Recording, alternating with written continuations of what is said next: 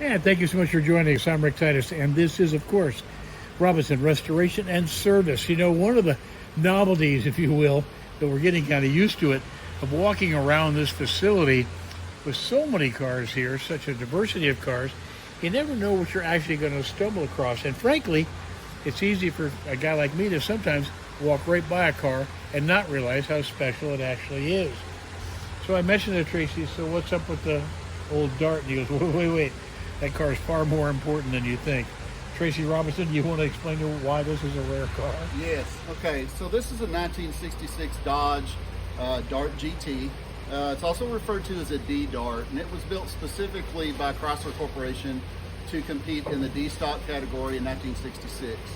They built 50 of them, all identical, white, red interior, 275 horse, 273, 4-speed with 486 rear gears.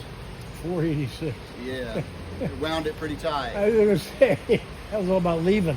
Yeah. So an overlooked part of drag racing history, unfortunately, but there are 13 known examples currently out of the 50 that were originally produced. So ultimately, do you think you'll find more? I think eventually they'll turn up, but most, just like you said earlier in the segment, it looks just like a regular old Dodge Dart to the most Okay, if eye. it wasn't for the drag slicks, I would have known. So this is the car carries a unique VIN prefix, LO23, and then in the Chrysler world, that is a super stock designation. So, And that's actually in the serial number of it's the car? actually in the serial number, and the only other car to carry the LO23 designation was the 1968 Hemi Super Stock Dart. Okay. And they also built 50 of those. Now, does your road racing one carry that? So it does. In fact, the road race car is the only one of the 50 original D-Darts that was turned into an A sedan SCCA car in 1966. So your road race car that It is Kelly a drives started out like this? It did. It started out as a factory super stock. Oh, I and had it was no converted. idea. It was converted at the sponsoring dealer after it came off the truck in 1966. All right, one of the things that surprised me here is because it's very much a wolf in sheep's clothing. It is. This thing looks very stock. It is. Of course, you don't see a roll cage in the car, and it wasn't necessary to have one in the D-Stock category. At that time, the car would run in the high 12-second category. And its primary competitor was the K-Code Mustang, and I believe the 61 or 62 283 Corvette. Okay. And that held the D-Stock record. I was going to say that would be pretty competitive stuff. All right, so you find the thing how? Because I know it wasn't on Craigslist. So there's a registry for those that's kept up by a retired Chrysler engineer named Alan Vitos. He's out of Florida. He's a friend of mine. And of course, the road race Dart is in the registry.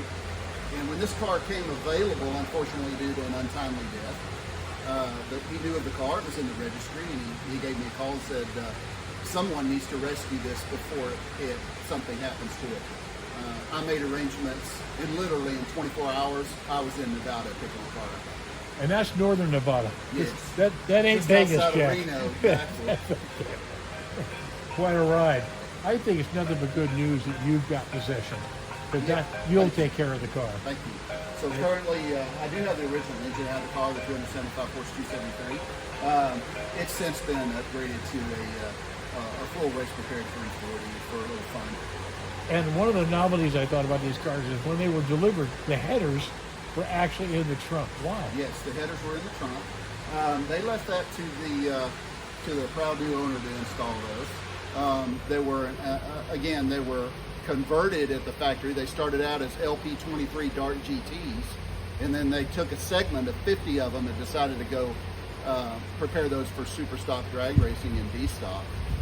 This is the only super stock package in 1966 that Chrysler offered. From what I understand, they ran short of heavy engines for the NHRA super stock cars. So hence, no 1966 super stock Hemi cars exist or were built. They went after the D-Stock category instead. Pretty unmolested car. I mean, yes, this looks like it's wearing its original paint. I did put the original upholstery and interior back in it. That's all new. Of course, the upgraded engine platform, but when you look at it, it looks identical to the original 273. I do, in fact, have the original engine too. Is there a mental image that all 50 went down the assembly line at the same time? You know, I think they did. Okay.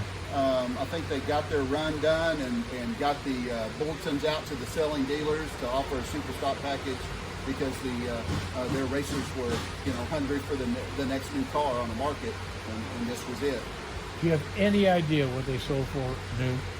I don't have that number off the top of my head, but a lot less than it is. Oh, yes.